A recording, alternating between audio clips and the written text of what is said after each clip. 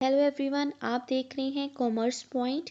आज के इस वीडियो में हम डिस्कस करेंगे मैनेजमेंट बाय ऑब्जेक्टिव के बारे में। जानेंगे ये अप्रोच किसने दी है, इसको कहाँ पर यूज़ करते हैं, इसका क्या प्रोसेस है और इसके एडवांटेज और लिमिटेशन को। अगर आपने मेरे चैनल को अभी तक सब्सक्राइब नहीं किया तो जल्दी से सब्सक्राइब कर दीजिए। मैं रोज़ आपके लिए मैनेजमेंट कॉमर्स से रिलेटेड वीडियोस लेकर आऊँगी।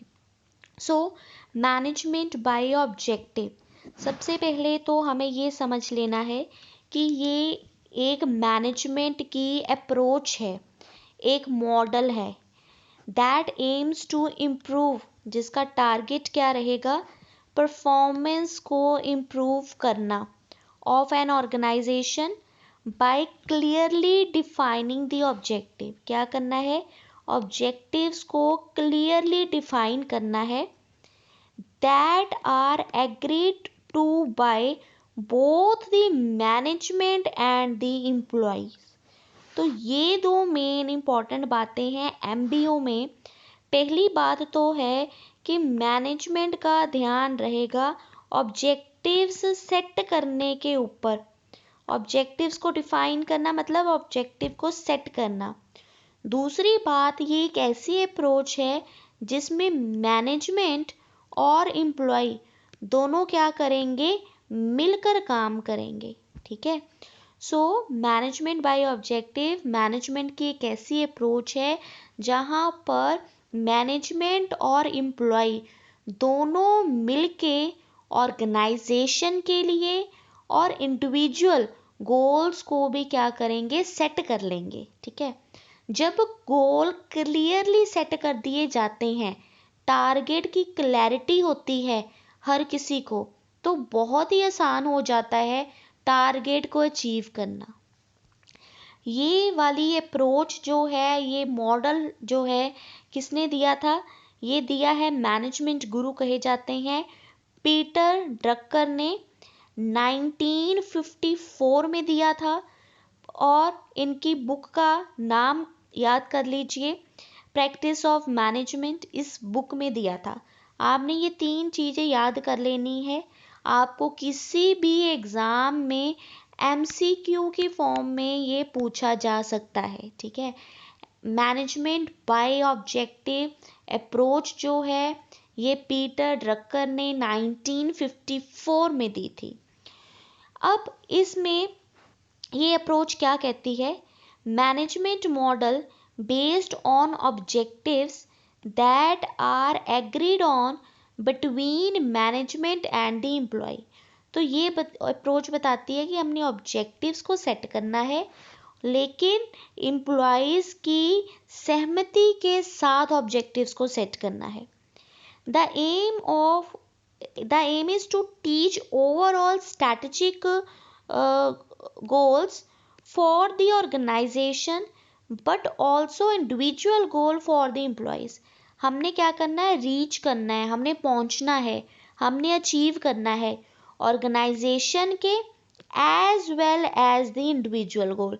तो इस अप्रोच में ऑर्गेनाइजेशन की ऑब्जेक्टिव और इंडिविजुअल ऑब्जेक्टिव दोनों को ही इम्पोर्टेंस दी गई है। This model integrate employees in the planning process. हमने क्या करना है, एम्प्लॉय को प्लानिंग प्रोसेस में शामिल कर लीजिए। इसका मतलब ये एक ऐसी अप्रोच है जो कि एम्प्लॉय पार्टिसिपेशन को मोटिवेट करती है। ये कहती है कि एम्प्लॉयज़ की पार्टिसिपेशन होनी चाहिए गोल सेटिंग में, क्योंकि अल्टीमेटली गोल जो है वो मैनेजमेंट ने नहीं, वो एम्प्लॉय ने, वो सबॉर्डिनेट्स ने ही अचीव करने हैं। ठीक है। ये अप्रोच कहती है इस तरह से पार्टिसिपेशन होनी चाहिए, ये एम्प्लॉयज़ को मोटिवेट भी करेगी और एम्प्लॉयज़ जो है वो कमिटेड भी रहेगा टूवर्ड्स अचीविंग द गोल। अब यहाँ पर ये बात आपने याद रखने लेनी है कि मैनेजमेंट बाय ऑब्जेक्टिव अप्रोच जो है, ये क्या करती है, ये पार्टिसिपेटिव और डेमोक्रेटिक स्टाइल ऑफ मैनेजमेंट के ऊपर ज़्यादा इम्पोर्टेंस देती है। ठीक है। ये बात आपने याद कर लेनी है, आपको घुमा फिरा कर क्वेश्चन पूछे जा सकते हैं। अगर आपने थ्योरी का क्वेश्चन भी अटेम्प्ट करना है ना, जो पॉइंट्स मैंने आपको अपनी पीपीटी में दे दिए, अगर आप इनको लिख कर हाईलाइट कर लेते हैं ना, तो आपके पक्की बात है फुल मार्क्स आएंगे। अब मैं आपके साथ डिस्कस करूंगी कि इस अप्रोच को प्रैक्टिस में कैसे लेकर आते हैं, इसको एक्चुअल में ऑर्गेनाइजेशन में कैसे फॉलो किया जाता है। तो इसमें टोटल 5 स्टेप्स होते हैं। फर्स्ट स्टेप क्या है? The first step is to either determine or revise organization objective. तो पहली बात है, कंपनी के आपने ऑब्जेक्टिव्स को सेट कर लेना है। ठीक है, कंपनी का क्या मिशन है, कंपनी का क्या विजन है, कंपनी कहाँ पहुँचना चाहती है, उस बेसिस पर हम ऑब्जेक्टिव्स को सेट कर लेंगे। The second step is to translate the organization objective to employees. अब क्या कहते हैं, ऑब्जेक्टिव अचीव किसने करने हैं? एम्प्लॉयज ने। तो एम्प्लॉयज को क्या होनी चाहिए? क्लैरिटी होनी चाहिए। किसकी क्लैरिटी? ऑब्जेक्टिव की क्लैरिटी। अब पीटर ड्रकर ने एक ना बड़ा अच्छा वर्ड दे दिया हमें। ऑब्जेक्टिव कैसे होने चाहिए? ऑब्जेक्टिव होने चाहिए smart objective. Smart, first S का मतलब है स्पेसिफिक। स्पेसिफिक ऑब्जेक्टिव होना चाहिए, क्लैरिटी होनी चाहिए। मैंने इस साल 10,000 कस्टमर तक अपना प्रोडक्ट सेल करना है, ये स्पेसिफिक ऑब्जेक्टिव हो गया। इसको मेजर कर सके हम, मैंने अभी बोला ना कि मुझे सेल करनी है कितनी, 10,000 कस्टमर तक पहुंचना है। तो 10,000 which I am taking as number of customer reach, वो क्या है, इसको मेजर कर सकती हूँ। ठीक है, फ्यूचर में हम इस 10,000 के साथ एक्चुअल परफॉर्मेंस को क्या कर पाएंगे, कंपेयर भी कर पाएंगे। तो ये जो 10,000 है, ये हमारा क्या बन जाएगा, एक स्टैंडर्ड सेट हो जाएगा। ठीक है, फिर एक्सेप्टेबल भी होने चाहिए ऑब्जेक्टिव, जिसने अचीव की करना है हमारे कस्टमर, वो उसको एक्सेप्ट करें। रियलिस्टिक भी होने चाहिए। मैं कहूँ कि मैं चांद तारे तोड़ लाऊंगी, वो पॉसिबल नहीं है, रियलिस्टिक होने चाहिए। टाइम बॉन्डेड होने चाहिए, स्पेसिफिक टाइम जो है मेंशन होना चाहिए कि मैं शॉर्ट टर्म ऑब्जेक्टिव सेट कर रही हूँ कि लॉन्ग टर्म कर रही हूँ। ठीक है, सो आपके ऑब्जेक्टिव में ये एलिमेंट्स जो हैं वो प्रेजेंट रहने चाहिए। सो पहला जो है, हमने ऑब्जेक्टिव सेट कर लिए। दूसरा जो है, हमने ऑर्गेनाइजेशन के ऑब्जेक्टिव को ट्रांसलेट कर दिया एम्प्लॉयज़ तक। अगला थर्ड है हमारे पास, it is stimulating the participation of the employees in setting the individual objective। अब एम्प्लॉयज़ को इनवाइट करो और उनसे पूछो कि हर एक बंदे का इंडिविजुअल ऑब्जेक्टिव कितना रहना चाहिए। भाई तू कितना अचीव कर सकता है, उतना ही हम तुझे टारगेट देंगे। ठीक है, after the organization objective are shared with the employees from the top to the bottom, employees should be encourage to help set their own objective to achieve these larger organization objective. This give the employees greater motivation since they have greater empowerment। Power दे दी ना, empowerment मतलब उनको power दे दी है, उनको हम कह सकते हैं फ्रीडम दे दी है। अब वो अपने इंडिविजुअल ऑब्जेक्टिव्स को भी सेट कर सकते हैं। फोर्थ स्टेप है, involve monitoring the progress of employees. अब आपने ऑब्जेक्टिव तो सेट कर दिए थर्ड स्टेज तक, फोर्थ स्टेज में आप मॉनिटर करना शुरू कर दो, चेक करना शुरू कर दो कि आपके एम्प्लॉयज़ जो हैं वो किस तरह से काम कर रहे हैं, कितना अचीव कर लिया है, कितना वो अचीव नहीं कर पाए। और लास्ट स्टेप आता है, इवैल्यूएट करो। इवैल्यूएशन मतलब चेकिंग करना। और अगर तो रिज़ल्ट आपको लगता है कि पॉजिटिव शो हो रहा है, तो आप क्या कर सकते हैं, अपने एम्प्लॉयज़ को रिवॉर्ड दे सकते हैं। ठीक है, रिवॉर्ड जैसे कि सैलरी इंक्रीज कर दी, बोनसेस प्रोवाइड कर दिए। ठीक है, सो ये हमारे कुछ रिवॉर्ड हो जाएंगे। अगर आपको लगता है परफॉर्मेंस नेगेटिव जा रही है, तो आप क्या दे सकते हैं, उन्हें पनिशमेंट दे सकते हैं। पनिशमेंट जैसे कि उनकी डिमोशन कर दी, उनकी पे स्केल कम कर दिए, ऐसे। ठीक है, सो ये हमारा पास जो मैनेजमेंट बाय ऑब्जेक्टिव है, ये एक स्मार्ट मेथड है। ये जो मैं आने वाली 3 स्लाइड समझाऊंगी ना, इसको ध्यान से समझ लेना। ये कॉन्सेप्ट आपका पक्का हो जाएगा।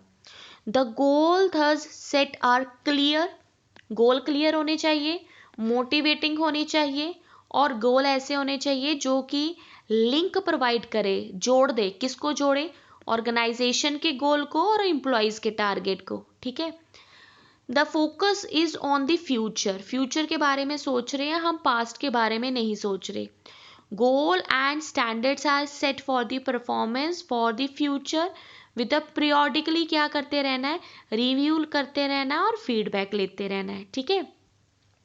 उसके बाद कोर कॉन्सेप्ट, एमबीओ कहता क्या है? एमबीओ ये कहता है अवॉइड द एक्टिविटी ट्रैप। जो मैनेजर है ना, उसने सिर्फ इम्पॉर्टेंट काम में ही ध्यान देना है, उसने डे टू डे एक्टिविटीज़ को क्या कर देना है? इग्नोर कर देना है, फॉरगेट कर देना है। एक बार वो main purpose, main objective set कर दे, एम्प्लॉयज़ को उनका टारगेट बता दे, उसके बाद उसने कहीं भी अपनी इन्वॉल्वमेंट नहीं दिखानी।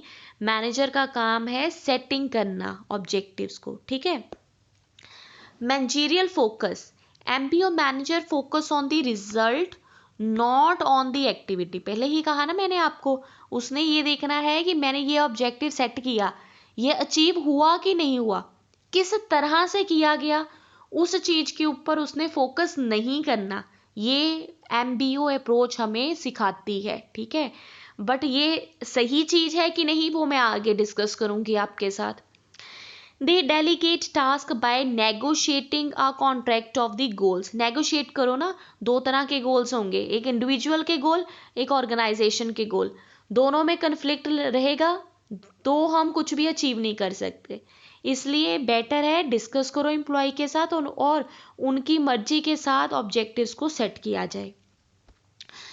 अब है एडवांटेज के ऊपर और लिमिटेशन के ऊपर चलते हैं। तो एडवांटेज क्या है? आपने देखा कि बड़ा सिस्टमेटिक है। ठीक है। कॉन्टिन्यूसली हम जो है फोकस कर रहे हैं एम्प्लॉय की परफॉर्मेंस के ऊपर, एम्प्लॉय भी इन्वॉल्वमेंट दिखाएगा, मोटिवेट रहेगा, ये सारे एडवांटेजेस हैं। ठीक है। लिमिटेशन क्या है? ये बड़ा ही टाइम कंज्यूमिंग है। ये हमें ये बताता है कि यहाँ तक पहुँचना है, पर किस तरह से पहुंचना है, किस रास्ते से पहुंचना है, क्या क्या करना है, वो सारी चीजें इसमें डिस्कस नहीं की जाती। इस प्रोसेस को, एमबीए को आप सिर्फ उस ऑर्गेनाइजेशन में फॉलो कर सकते हो जहां पर आपके एम्प्लॉयज एफिशिएंट हो, वो कॉम्पिटेंट हो गोल सेटिंग में पार्टिसिपेट करने के लिए। अगर वही कॉम्पिटेंट नहीं है, वो ही पार्टिसिपेशन अच्छी नहीं दिखा रहे, फिर आप इस अप्रोच को फॉलो नहीं कर सकते। अब जो भी आर्ग्यू करते हैं, अगेंस्ट हैं इस अप्रोच के, उनका मानना ये है कि हमने एमबीओ में ये कहा कि गोल सेट कीजिए और एम्प्लॉयज़ को कहिए गोल्स को वो अचीव करे। लेकिन कई बार गोल्स को अचीव करने में हो सकता है कि आपके एम्प्लॉयज़ क्या करें? शॉर्टकट को अडॉप्ट करें। शॉर्टकट की वजह से क्वालिटी जो है वो पुअर हो सकती है। हो सकता है काम पूरा करने के चक्कर में आपका एम्प्लॉय क्वालिटी अच्छी ना दे पाए। आई होप आपको ये वीडियो अच्छी लगेगी। अगर वीडियो अच्छी लगे तो don't forget to subscribe commerce point. Thank you everyone.